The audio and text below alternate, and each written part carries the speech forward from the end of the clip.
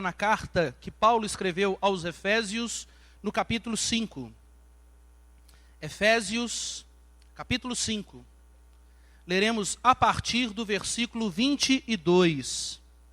Efésios, capítulo 5. Leremos a partir do versículo 22. Ou melhor, vamos fazer algo um pouquinho diferente. Nós vamos ler o versículo 18 e aí nós vamos saltar para o versículo 22 e continuar a leitura. Efésios, capítulo 5, leremos o verso 18, depois saltaremos para o verso 22 e continuaremos a leitura.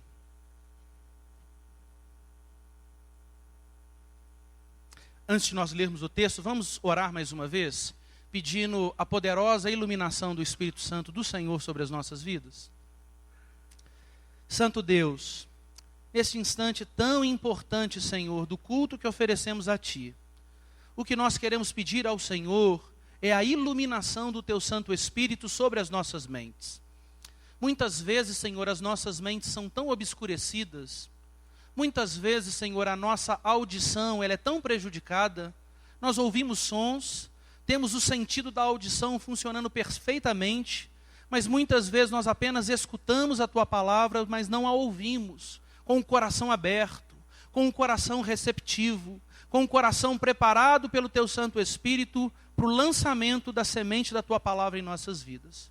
O que nós pedimos ao Senhor nesse momento é a unção poderosa do Teu Santo Espírito sobre nossas vidas, para que sejamos ouvintes espirituais, ouvintes fervorosos, ouvintes preparados pelo Teu Santo Espírito para a palavra que será ministrada ao nosso coração. Lâmpada para os nossos pés é a Tua palavra, é luz para o nosso caminhar. Mas se o Teu Santo Espírito não nos iluminar, nós continuaremos andando em trevas. Tem misericórdia da nossa vida, Senhor. Ilumina, portanto, a nossa mente. E particularmente, Senhor, eu reconheço as minhas debilidades, a minha profunda fraqueza. Isso é tão maravilhoso, Deus, por perceber que Tua graça me basta e que o poder do Senhor se aperfeiçoa na vida dos Teus servos. Portanto, Senhor, fala de maneira poderosa à Tua igreja. E constitui, Senhor, casamentos, famílias cheias do Teu Santo Espírito nessa noite. Nós oramos, Senhor, no nome de Jesus. Amém. Efésios, capítulo 5, verso 18, saltando depois para o verso 22, diz assim o texto. E não vos embriagueis com vinho, no qual há dissolução, mas enchei-vos do Espírito. As mulheres sejam submissas ao seu próprio marido, como ao Senhor. Porque o marido é o cabeça da mulher, como também Cristo é o cabeça da igreja, sendo este mesmo o Salvador do corpo. Como, porém, a igreja está sujeita a Cristo, assim também as mulheres sejam em tudo submissas ao seu marido. Maridos, amai vossa mulher, como também Cristo amou a igreja e a si mesmo se entregou por ela, para que a santificasse, tendo-a purificado por meio da lavagem de água pela palavra, para apresentar a si mesmo igreja gloriosa, sem mácula, nem ruga, nem coisa semelhante, porém santa e sem defeito. Assim também os maridos devem amar a sua mulher como ao próprio corpo.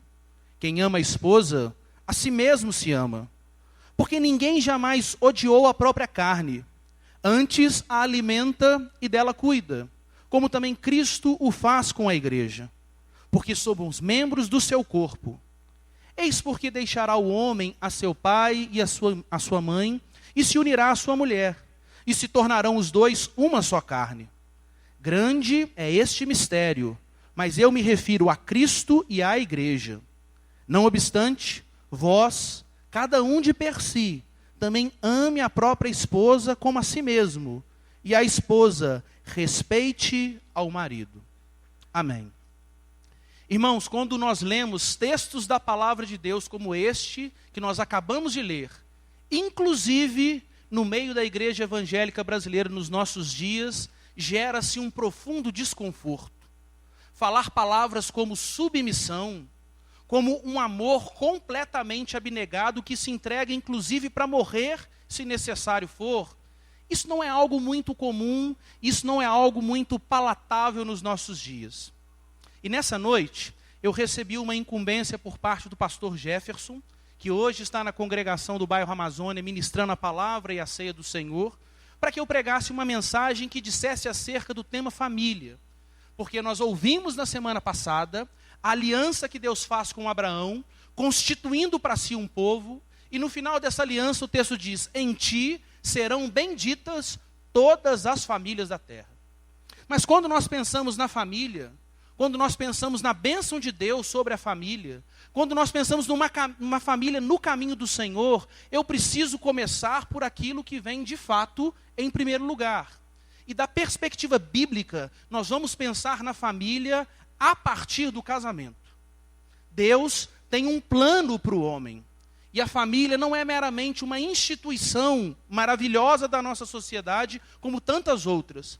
A família, ela é muito mais do que uma instituição. A família é um propósito de Deus. Ela é uma instituição divina. E, portanto, nós precisamos entender com o Criador da família, com o sustentador da família, como a família deve caminhar, para que essa família seja bendita, para que essa família desfrute da alegria que Deus tem para cada família que o Senhor constitui. E para isso nós precisamos entender já na criação, que quando Deus cria o homem, na criação no Gênesis 1 e em Gênesis no capítulo 2, nós vamos perceber que Deus estabelece 3 situações importantíssimas que Ele atribui como responsabilidade sobre a vida do homem. Deus estabelece em primeiro lugar que o homem deveria se relacionar com Ele. E Deus estabelece um símbolo desse relacionamento, que é o dia de sábado, que é o dia do descanso, que é o dia do deleite na presença do Senhor. Não que nos outros dias não possamos nos deleitar em Deus, mas nós temos um dia na semana de forma específica, onde nós entregamos por completo na adoração com os nossos irmãos para isso. E essa primeira responsabilidade é chamada pela teologia reformada de mandato espiritual, porque fala do nosso relacionamento com Deus. Um segundo mandato que Deus atribui ao homem é o relacionamento do homem com a criação. A partir do momento onde Deus estabelece o trabalho sobre a vida do homem, dizendo ao homem que ele deveria cuidar do jardim, dominar sobre os animais, nominar os animais, etc. e etc. Este mandato, que é chamado de mandato cultural, diz do relacionamento do homem com toda a criação divina. E Deus estabelece um símbolo para evidenciar esse mandato, que é chamado de trabalho. E o terceiro mandato que Deus constitui diz respeito ao nosso relacionamento com o próximo. Portanto, nós nos relacionamos com Deus no mandato espiritual, o sábado é esse símbolo. Nós nos relacionamos com toda a criação divina e o trabalho é um símbolo para esse mandato. Mas nós temos um terceiro mandato e eu quero falar um pouco sobre esse mandato nessa noite. E ele é o fundamento, ele é a base, inclusive, deste texto de Efésios, no capítulo 5, que é chamado de mandato social. O mandato social, ele trata do nosso relacionamento com o nosso próximo. E o símbolo do mandato social é o casamento, porque a partir do casamento, é a partir da família que nós temos todo o desenvolvimento da sociedade. Quando as pessoas dizem, olha, a família é a célula-mãe da sociedade, a Bíblia está dizendo isso há muito tempo. E já está dizendo isso a partir do mandato social. Então nós precisamos entender que Deus constitui a família, e Deus constitui a família a partir do casamento. E por que eu estou frisando isso? Porque para que nós possamos entender um pouquinho melhor esse texto, a gente precisa entender a estrutura que o apóstolo Paulo está desenvolvendo nessa carta que ele escreve à igreja na cidade de Éfeso. O texto que nós temos diante de nós compõe o penúltimo bloco da carta aos Efésios. Esse bloco vai do capítulo 5, versículo 15, até o capítulo 6, no versículo 20. E nós temos 4 versículos iniciais que vão polarizar, que vão determinar. É como se eles reverberassem como som sobre todo o restante da carta, mostrando os princípios de Deus sendo aplicados numa vida cheia do Espírito. Se nós observássemos, por exemplo, o versículo 15, o texto vai dizer, portanto, vejam prudentemente como vocês andam, não como nécios, ou seja, não como ignorantes, mas como sábios, remindo o tempo, porque os dias são maus. Por esta razão, porque nós vivemos em dias maus, em dias muitas vezes dominados, influenciados pelas trevas, por essa razão, não se portem como as pessoas insensatas, mas procurem compreender qual é a vontade do Senhor. E aí vem o versículo-chave, que é o versículo 18 de Efésios 5 que nós lemos. E o texto diz, e não se embriaguem com o vinho no qual há dissolução, mas enchei-vos do Espírito. E nós precisamos entender esse texto, porque esse texto vai falar sobre uma vida cheia do Espírito. E essa vida cheia do Espírito, ela vai ter desdobramentos na nossa vida. E aqui uma primeira questão que nós precisamos deixar muito clara para a compreensão da mensagem do Senhor. Ter o Espírito Santo não significa ser cheio do Espírito Santo. Vou repetir, porque eu e você, se cremos no Senhor Jesus Cristo, precisamos entender essa distinção. Ter o Espírito Santo não significa ser cheio do Espírito Santo. Todos os crentes em Jesus têm o Espírito Santo, porque quem nos convence do pecado, da justiça e do juízo é o Espírito Santo. Quem produz o novo nascimento em nossas vidas é o Espírito Santo. Não há como pertencer ao Senhor Deus sem ter o Espírito, porque quem ilumina a nossa mente, quem nos esclarece a palavra de Deus é o Espírito Santo. Portanto, todos os crentes em Jesus Cristo têm o Espírito Santo. E quando nós somos batizados, nós recebemos o sinal e o selo também do Espírito, porque somos batizados em nome do Pai, em nome do Filho, em nome do Espírito Santo. O Espírito Santo é um penhor, assim nos ensina o apóstolo Paulo. O Espírito Santo é uma garantia que repousa sobre a vida de cada crente em Jesus Cristo. Portanto, se você já entregou a sua vida para o Senhor Jesus, se Jesus é Senhor e Salvador da sua vida, você tem uma maravilhosa segurança e garantia. Você tem o Espírito Santo. Mas ter o Espírito não significa ser cheio do Espírito. É tão interessante para os estudiosos da linguística bíblica. As pessoas analisam, por exemplo, o capítulo 2 de Atos, que nos fala sobre o derramamento do Espírito Santo. O verbo que é ali utilizado para falar que o Espírito Santo foi dado, foi derramado, é um verbo na voz passiva, ou seja, significa que nós recebemos, é pela graça de Deus, e é um verbo de uma forma instantânea que diz, o Espírito Santo foi dado e não pode ser retirado. Agora, quando nós analisamos na linguística bíblica esse versículo 18 de Efésios, capítulo 5, existe algo diferente. O texto diz, enchei-vos. E se nós fôssemos perceber esse verbo está na forma ativa, que significa que existe uma responsabilidade sobre nós de buscar esse enchimento. E mais, nós não temos na língua portuguesa um verbo na forma imperativa e no gerúndio ao mesmo tempo, ou seja, expressando uma ordem e uma continuidade. Mas na língua grega tem. E o tradutor se vê diante de uma grande dificuldade nesse texto. Mas a ideia do texto é, existe uma ordem sobre a vida de cada cristão. Esse cristão deve buscar ser cheio do Espírito Santo. E ser cheio do Espírito não é algo que a gente enche o recipiente e não tem mais como encher. Você enche, transborda, abençoa outras pessoas e enche novamente. Portanto, ter o Espírito é uma garantia que todo crente em Jesus tem. Mas ser cheio do Espírito é uma responsabilidade que se recai sobre a minha vida, sobre a sua vida. E aí o texto vai dizer, olha, encham-se do Espírito Santo e não do vinho. Por quê? Porque o vinho no Antigo Testamento era um dos símbolos do Espírito Santo. Enquanto a água no Antigo Testamento era um símbolo do Espírito Santo, que mostrava que o Espírito Santo é o único que mata a sede da nossa alma, é o único capaz de nos purificar da sujeira do pecado, é o único capaz de nos trazer descanso e de lavar e de refrigerar a nossa alma, funções que a água tem. O vinho sempre esteve ligado a uma ideia de celebração e de alegria. Por isso que nos casamentos, na antiguidade, a bebida que era oferecida era o vinho, porque era uma bebida típica e específica para esses momentos de alegria, para esses momentos de celebração. O Espírito Santo é quem traz a alegria na vida do cristão. E esse vinho do Espírito é diferente do vinho desse mundo. Porque o vinho desse mundo traz uma alegria que é passageira, uma alegria que é mentirosa e uma alegria que deixa resultados terríveis para a nossa vida. Rápidos exemplos. Você percebe uma pessoa que é extremamente pacífica sem beber. A pessoa bebe e vira um bicho, quer bater em todo mundo. Você percebe um marido, uma esposa que são extremamente fiéis ao cônjuge. Bebem, caem inclusive no problema do adultério. Você percebe motoristas que são extremamente responsáveis, extremamente corretos. Bebem, cometem acidentes terríveis de trânsito, dando cabo de sua vida ou até da vida de outras pessoas. Portanto, nós percebemos que na embriaguez, no enchimento com o vinho desse mundo, há dissolução, há terríveis problemas. Mas é diferente quando nós nos enchemos do Espírito.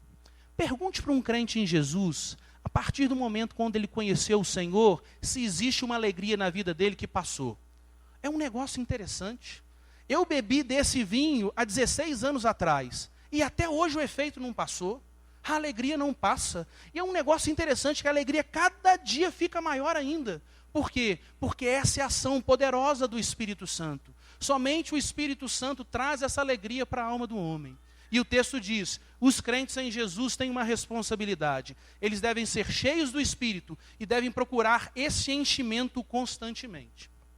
Diante disso, nós vamos observar o texto e nós vamos ver como é que esse versículo 18, ele vai reverberando, ele vai mostrando o direcionamento para o restante da carta. Se você observar o versículo 19, o crente cheio do Espírito Santo, ele vai ser um verdadeiro adorador. O texto diz, ele vai falar entre vocês com salmos, vai entoar, vai louvar de coração ao Senhor, com hinos e com cânticos espirituais.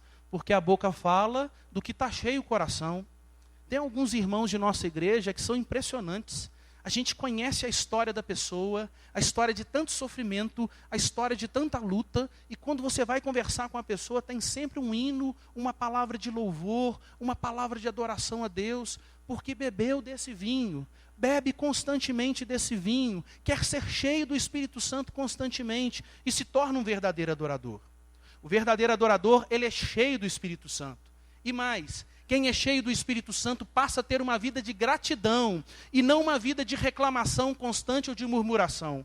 Olha o que diz o versículo 20. Essa pessoa cheia do Espírito Santo, ela dá sempre, não em alguns momentos, não na maioria dos momentos, mas ela dá sempre graças por tudo, pelas vitórias e pelas aparentes derrotas, a Deus e Pai, em nome de nosso Senhor Jesus Cristo. E por fim, essa pessoa cheia do Espírito Santo, ela se sujeita uns aos outros no temor de Cristo. E aqui a conversa começa a ficar um pouquinho mais complicada para nós. Porque a pessoa que é cheia do Espírito Santo, o texto bíblico diz, não sou eu quem diz, o texto bíblico diz que ela é uma adoradora sincera, ela tem gratidão no coração, não é um murmurador, e mais, essa pessoa se sujeita uns aos outros. E aí o texto começa a mostrar como nós podemos nos sujeitar uns aos outros, sendo cheios do Espírito. E aí a gente para pensar, e eu começo a lançar alguns questionamentos para o meu coração e para o seu coração. As pessoas na igreja hoje têm tido a alegria de sujeitarem umas às outras? Muitas igrejas se dizem cheias do Espírito Santo. E nós, como crentes em Jesus, queremos que essas igrejas sejam cheias do Espírito Santo, porque nós somos irmãos em Cristo. O enchimento do Espírito nessas vidas vai transbordar e nos abençoar. Mas o enchimento no Espírito Santo não é só uma palavra, não é só algo externo, mas é uma atitude que nós demonstramos. E aí eu percebo, se eu não me sujeito um ao outro, no temor de Cristo, primeira evidência que eu percebo, eu posso ser crente, posso ter o Espírito Santo, tenho a salvação, mas não devo ser um crente cheio do Espírito Santo. Quem diz é o texto, não sou eu quem está dizendo. E aí o texto começa a mostrar como nós vamos nos sujeitar uns aos outros. E aí o que é interessante, irmãos, eu confesso que quando preparava o sermão, eu estava com muita insegurança de dizer isso. Mas isso é uma verdade. Mas eu quero que você entenda a afirmação que eu vou fazer agora. Para uma família ser bem-sucedida, para uma família ser feliz, para uma família viver as bênçãos de Deus, não basta apenas que essa família ore constantemente pelo bem da família. Eu não estou dizendo que a família não deve orar. Uma família nunca vai ser protegida, cuidada por Deus e feliz na plenitude, se não for uma família que anda de joelhos diante do Senhor, pedindo para que Deus transforme os problemas da família e pedindo para que Deus preserve a estrutura familiar alegre e feliz que Deus tem dado. Mas não basta apenas orar pela família. Nós temos aqui, eu estava percebendo que no mês da família, nós temos inclusive um calendário de oração maravilhoso, que todos nós deveríamos cumprir e exercer com fidelidade. Mas vou te dizer uma coisa, uma pessoa cheia do Espírito, para ter uma família abençoada, para que a partir de nós sejam benditas todas as famílias da terra, não basta que homem e mulher, que filhos, que irmãos apenas orem. Junto com uma oração dirigida pelo Espírito Santo, é necessário que tenhamos ações bíblicas que são igualmente dirigidas pelo Espírito Santo. E sabe o que acontece muitas vezes nos nossos dias? Muitas vezes não é falta de oração. Graças a Deus por isso. E se tem faltado oração, meu querido irmão, minha querida irmã, nunca baixe a guarda e nunca deixe de orar pela sua família. Mas às vezes o que está faltando na sua vida, ou na sua casa, ou na sua família, não é oração. Mas muitas vezes está faltando ação bíblica condizente com uma vida cheia do Espírito. E aí, o texto nos mostra essa ação bíblica, começando pelo casamento. Se nós observarmos o texto, o final do capítulo 5, do versículo 22 a 33 que nós lemos, vai perceber como uma vida cheia do Espírito Santo vive, como marido e como uma mulher de Deus, cada um ocupando o seu papel. Depois o capítulo 6 vai começar dizendo do verso 1 ao verso 4, pessoas cheias do Espírito Santo são pais segundo o coração de Deus e são filhos segundo o coração de Deus. A Bíblia nos mostra qual é o comportamento, qual é o papel que deve ser ocupado. Depois o texto nos mostra, uma vida cheia do Espírito Santo faz com que sejamos profissionais ou que sejamos chefes segundo o padrão de Deus. Você vai ver no capítulo 6, do verso 5 até o verso 8. E por fim, uma vida cheia do Espírito Santo não foge ao combate da fé, mas pelo contrário, se reveste das armaduras de Deus e vai para a batalha cumprindo o chamado do Senhor. Para isso tem que ser cheio do Espírito. Isso é uma responsabilidade que nós temos. E aí eu pergunto para você, você é uma pessoa cheia do Espírito Santo? E aí, você que é marido, você que é mulher, ou você que se prepara para o casamento, ou você que tem pensado no futuro em se casar, em constituir família, eu queria perguntar algumas questões que muitas vezes a gente percebe de uma forma um pouco equivocada no nosso meio. A constituição de uma família é a segunda decisão mais importante que uma pessoa toma na sua vida. Porque essa decisão vai acompanhar você todos os dias da sua vida, até o seu último suspiro ou até o último suspiro da vida do seu cônjuge. É algo muito sério. Essa decisão é tão importante que a Bíblia fala que você se torna uma só carne com essa pessoa. É algo seríssimo. É uma grande bênção de Deus. É um presente incomparável do Senhor.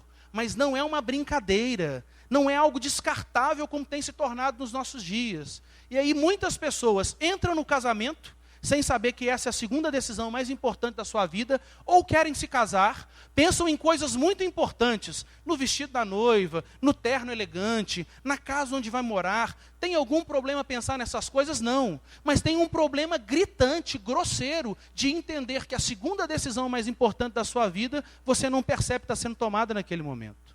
E mais, quantas pessoas já são casadas e você não precisa responder, você precisa responder para você.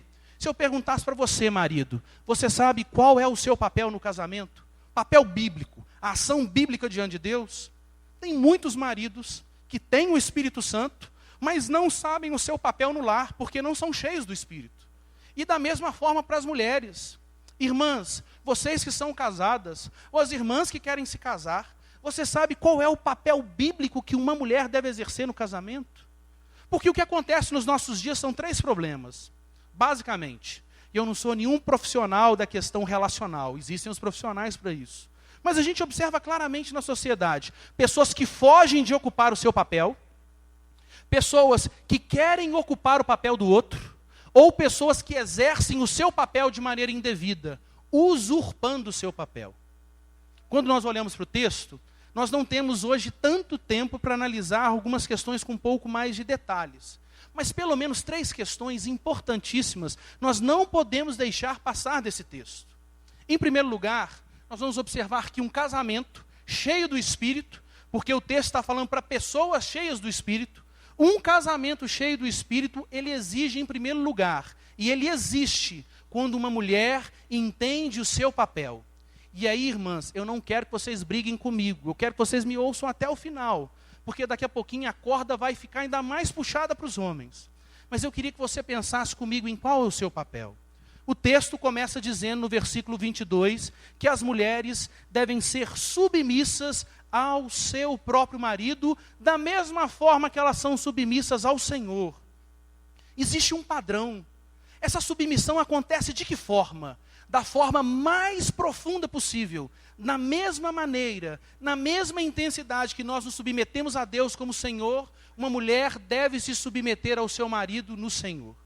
E aí, pessoal, eu queria rapidamente que a gente analisasse o que significa a submissão do ponto de vista bíblico e o que significa a submissão do ponto de vista dos nossos dias, não só da modernidade, mas da pós-modernidade. Porque o grande problema, e aí nós vamos perceber que a usurpação do papel da mulher, o que é a usurpação? É quando você está na posição certa, mas você a exerce de maneira indevida. É quando você abusa da autoridade que você tem.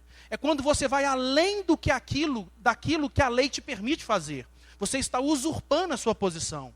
A usurpação, por exemplo, é aquela questão de um juiz de direito que vira e fala assim, você sabe com quem você está falando quando ele está errado? Ele está na posição certa, ele é uma autoridade no Estado, mas ele foi além das prerrogativas que lhe são conferidas pela lei. Uma mulher deve ocupar um papel, existe um papel bíblico maravilhoso para a mulher, mas muitas mulheres, nos nossos dias, e principalmente nesses últimos 50, 60 anos, têm usurpado o seu papel. E o extremo que mostra a mulher usurpando o seu papel chama-se feminismo. E eu quero mostrar isso para você biblicamente, sabe por quê? Para uma feminista ouvir que a mulher deve ser submissa, isso arrepia até o fio de cabelo, não só a pele. Dá vontade de levantar e voar no pescoço do homem que fala isso. E de certa forma, em razão da usurpação do papel do homem com o machismo. A gente vai falar disso daqui a pouco. As feministas muitas vezes, elas reagem numa defesa em razão de um papel antibíblico que muitas vezes os homens exercem. Mas nós vamos perceber que não é só por isso. Isso também acontece por causa da soberba no coração da mulher. Sabe por quê? Como é que o mundo entende a submissão? O mundo pensa que uma pessoa submissa é a pessoa que é inferior, é a pessoa que vai ser explorada, é a pessoa que é pior do que a outra, é a pessoa que vai ser escravizada por outra pessoa. Essa é a noção mundana, essa é a visão do mundo acerca da submissão da mulher.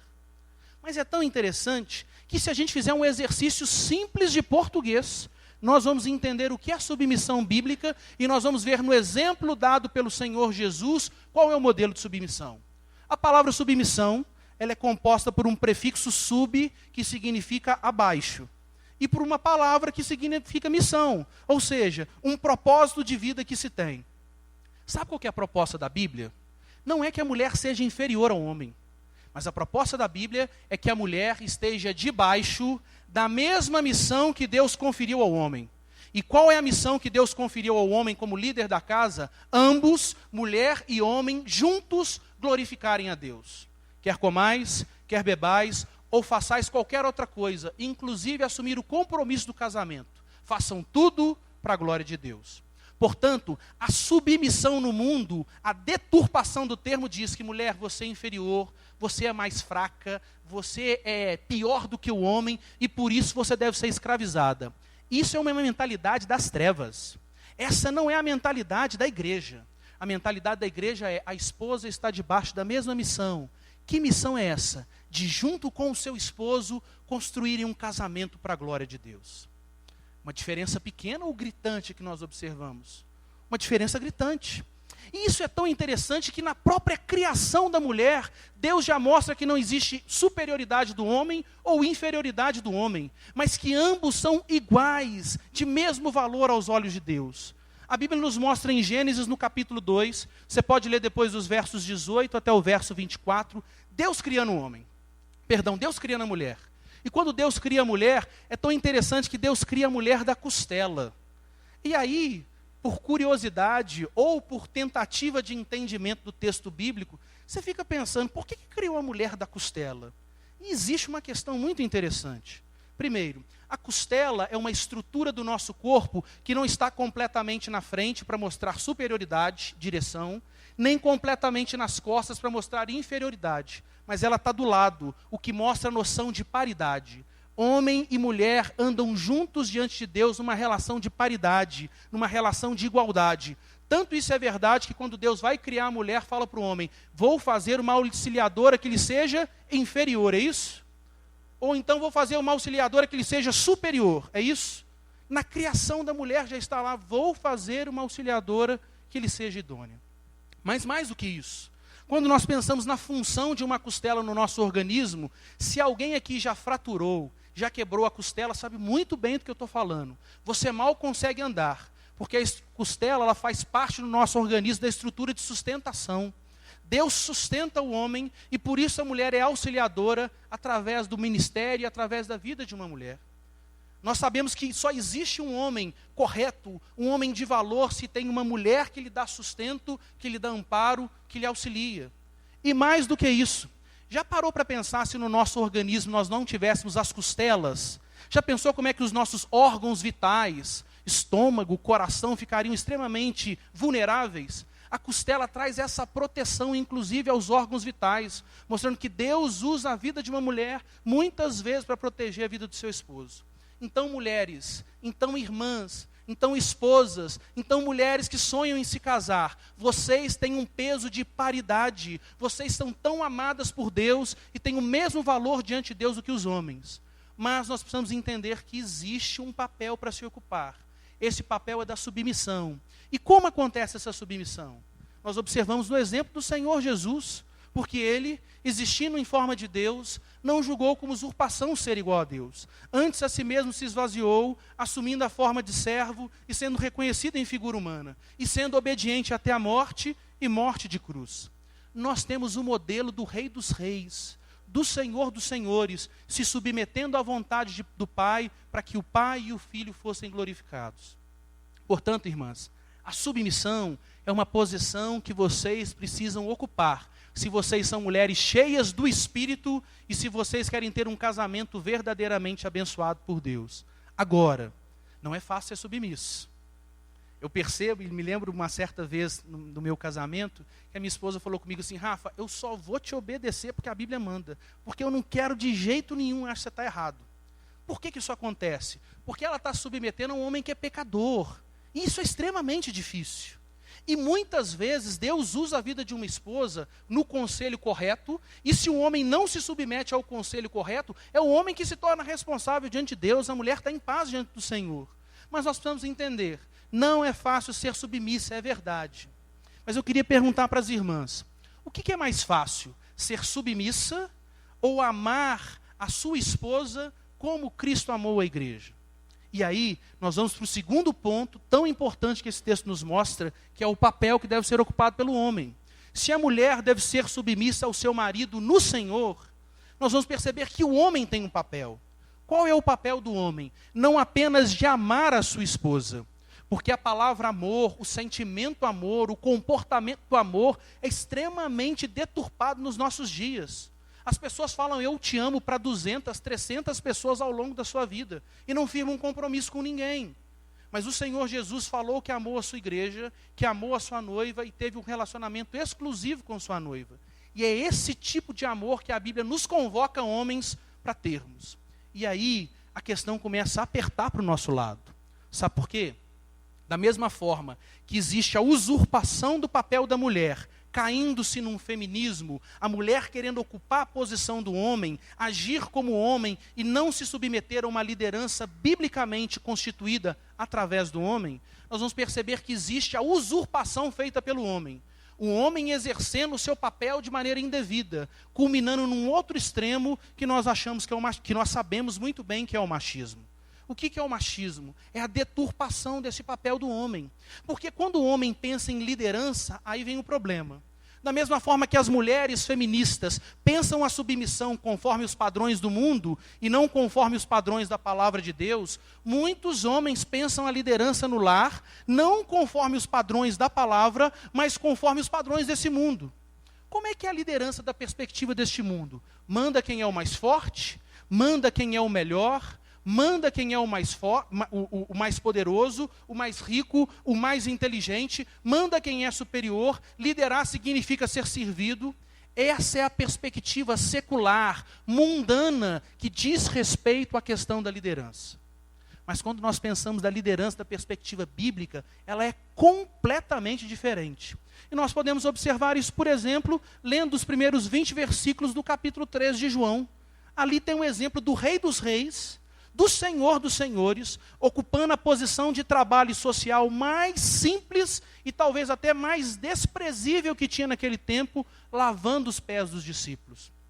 Liderança da perspectiva bíblica não significa ser o primeiro, mas significa ser o último. Liderança da perspectiva bíblica não significa ser servido, mas significa servir e, quando necessário, dar a sua vida por amor aos outros.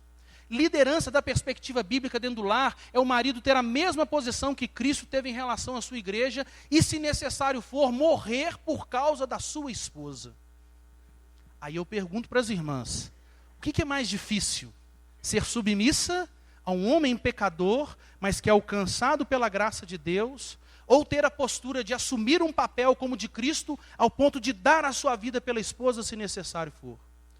O grande problema dos nossos dias, e aí nós percebemos isso na nossa sociedade, é que nós temos homens que não ocupam o seu papel. E sem liderança não tem direção para casa. Sem liderança não tem direção para a igreja. E muitas vezes nós nos tornamos vítimas das influências externas do mundo contra a família cristã, contra a igreja de Jesus Cristo.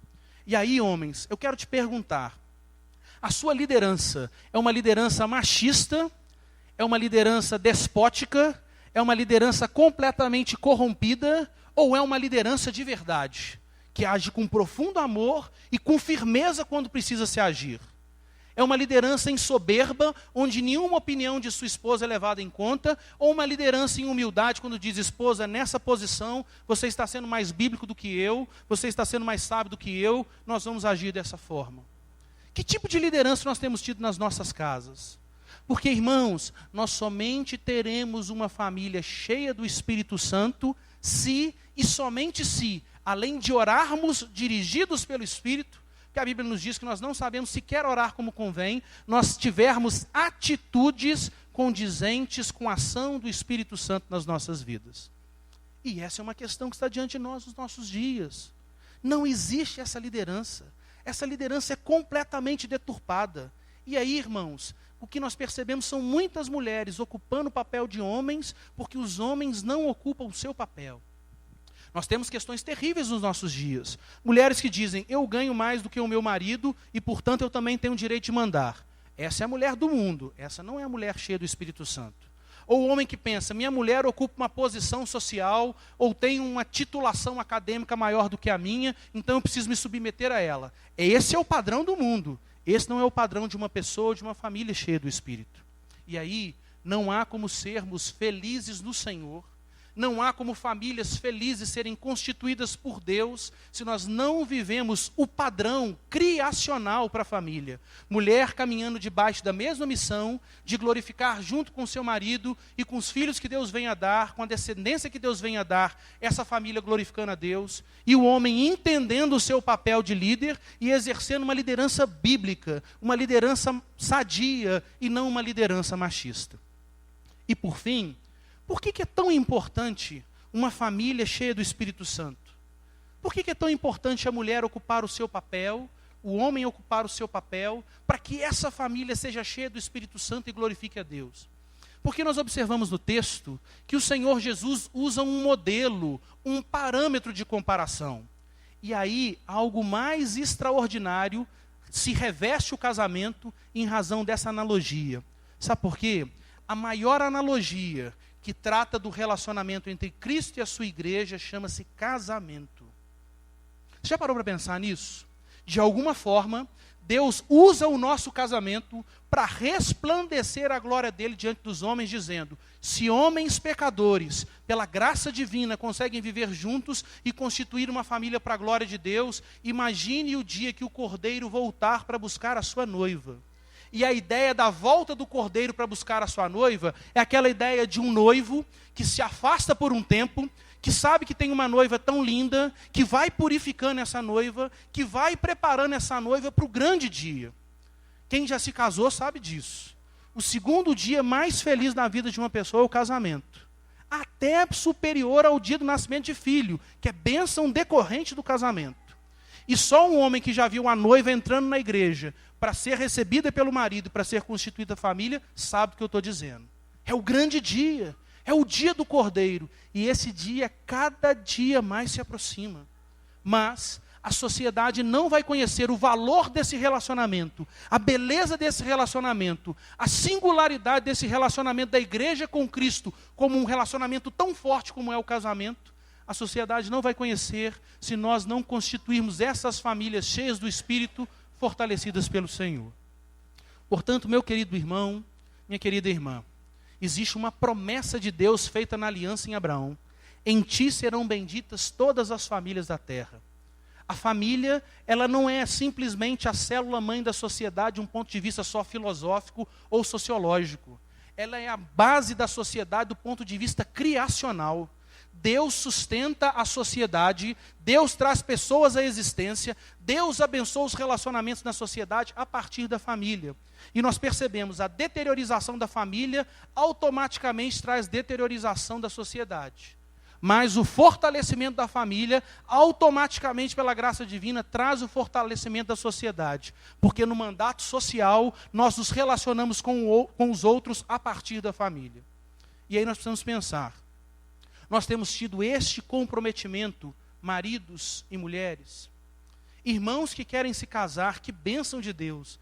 Mas este entendimento está no seu coração. Você, quando fizer um voto ao se casar, você vai dizer para sua esposa: eu recebo você e vou amá-la como Cristo amou a igreja, ao ponto de, se necessário for, me entregar por você. Mulher, quando você recebeu o seu marido, nós temos tantos jovens aqui e outras pessoas até com idade mais avançada que têm esse sonho no coração.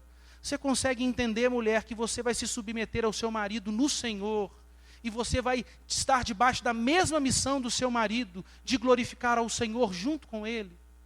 E nós, como famílias, quando nós pensamos nas famílias da primeira igreja presbiteriana de Juiz de Fora, os nossos casamentos, as nossas famílias resplandecem a luz de Cristo na nossa sociedade ou não? Nós precisamos pensar nisso, porque a Bíblia nos mostra que a maior analogia que evidencia o relacionamento entre Deus e a sua igreja chama-se família, chama-se casamento. Deus nos chama de pai, Deus nos chama de filhos, e nós temos uma relação de filiação, a base é a família. Jesus Cristo é o noivo, a igreja é a noiva, é uma relação de família. Nós somos irmãos em Cristo, a analogia utilizada é a família. Portanto, irmãos, se nós queremos ver as bênçãos do Senhor fortalecendo a nossa igreja e alcançando as nações da terra, não tem outro caminho. Eu e você temos que ser cheios do Espírito Santo. Porque se não formos cheios do Espírito Santo, esse discurso vai ser um discurso de loucura. Esse discurso vai ser um discurso, e talvez um machista ou um feminista me ouvindo nesse momento deve pensar: que rapaz completamente desconectado e desatualizado. A pessoa deve ser uma pessoa ignorante, que nunca estudou, que nunca teve outras oportunidades. Mas assim o Evangelho, porque a palavra de Deus é loucura para os que se perdem, mas para os que creem são o poder de Deus.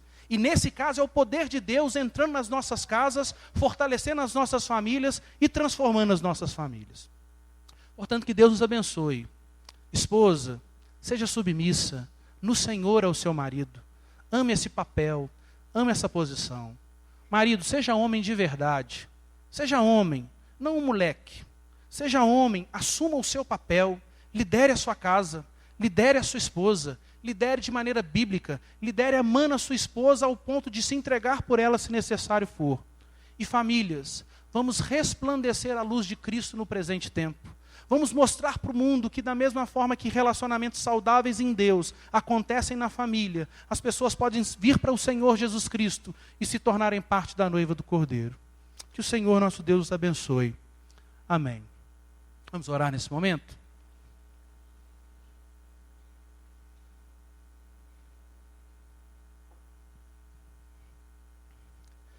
Senhor, nós queremos te louvar, queremos te agradecer pela tua santa palavra. Palavra que muitas vezes é doce como mel nos nossos lábios, nos mostrando as promessas, nos mostrando as bênçãos que nós temos no Senhor Jesus Cristo, pela graça de Deus. Mas palavra, Senhor, que muitas vezes é como erva amarga nos nossos lábios, como remédio, Senhor, amargo para o nosso ser, que pode ser muitas vezes amargo ao nosso paladar, mas que produz os efeitos curativos do Espírito Santo no nosso coração. E Deus, nessa noite, eu quero te agradecer por aquelas irmãs que são casadas e que têm caminhado, Senhor, em submissão ao seu marido no Senhor. Continue fortalecendo essas irmãs. Continue sustentando essas irmãs. E que elas sejam um poderoso instrumento nas tuas mãos para que a família caminhe debaixo da mesma missão, de glorificar ao Senhor em tudo que fizerem e em tudo que se tornarem. Senhor, também quero te agradecer pela vida dos irmãos que pela tua graça, pela tua misericórdia, que são casados e que têm exercido a liderança verdadeira, a liderança bíblica nos seus lares. Continua fortalecendo esses homens, continua tendo misericórdia das nossas vidas, diante das nossas falhas, diante dos nossos temores e diante da nossa luta contra o nosso pecado.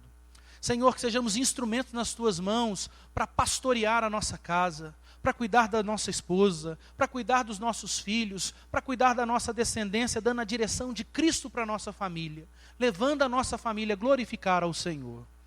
Mas, Senhor, se existem casamentos nessa noite que estão tão machucados, porque a mulher não caminha debaixo da submissão que a tua palavra nos ensina, porque o homem não exerce a liderança em amor profundo, completamente abnegado, como a tua palavra nos ensina, o que nós queremos pedir nesse momento é a ação poderosa do teu Santo Espírito nesses corações. Teu Santo Espírito é mais poderoso do que a dureza desse coração. Quando o teu Santo Espírito age, não tem coração que possa resistir a esse agir. E o que nós queremos pedir nesse momento é a cura do Senhor. É a transformação do Senhor para estes casamentos, para essas famílias. Que seja um momento da graça de Deus sendo experimentada nesse instante, trazendo esperança, trazendo arrependimento nos corações femininos insubmissos e masculinos, Senhor, rebeldes ou que não exercem essa liderança.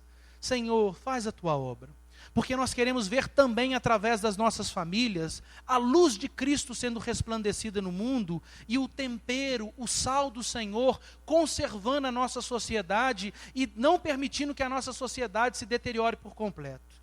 Deus, usa as famílias dessa igreja. E, Senhor, prepara também o coração das jovens, dos jovens, daquelas pessoas que sonham com o casamento. Que as pessoas entrem no casamento entendendo, o casamento é uma profunda bênção de Deus, mas é a segunda decisão mais importante da minha vida. Que as pessoas entendam que vão constituir um casamento feliz no Senhor, pela graça de Deus, mas que para isso será necessário muita oração em favor do casamento e muita atitude, Deus, de cumprimento do papel de cada cônjuge, para que assim o casamento caminhe em alegria. Nós clamamos a tua bênção sobre cada família da igreja, Senhor, orando no nome de Jesus. Amém. Amém.